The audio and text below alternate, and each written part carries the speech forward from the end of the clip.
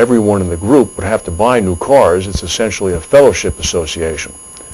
The decision came as Toyota expects to report its first annual operating loss ever in the financial year due to the crisis hitting the global auto industry.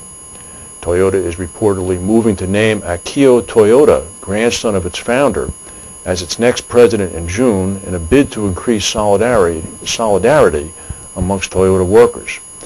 Doesn't sound as if they need to do too much. That's quite a putting some skin in the game kind of thing. Yes, it's definitely cold here in the United States, except in some areas in Southern California and in Florida.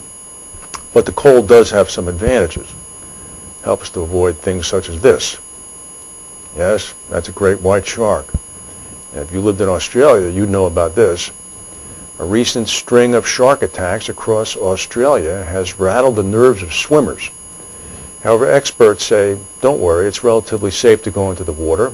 According to Rachel Robbins, who's the chief scientist at Australia's Rodney Fox Shark Research Foundation, this is mild hysteria. She said, I think it's just a freak coincidence that we've happened to have 3 shark attacks in 2 days.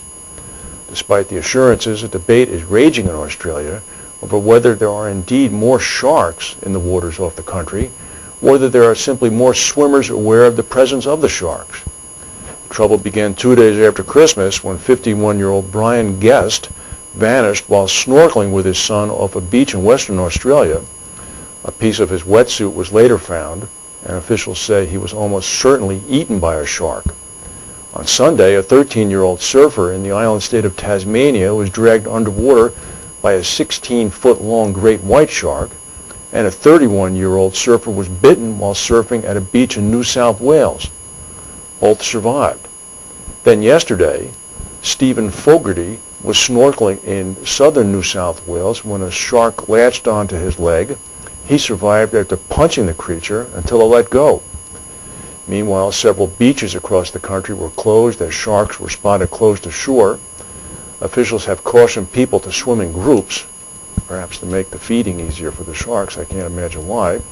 Avoid swimming at dawn and dusk when sharks are feeding, and to stick to patrol beaches. But despite the recent incidents, experts point out that this is just an average year. There's usually just 1 fatal shark attack in the country's waters each year. People need to put the risk in perspective.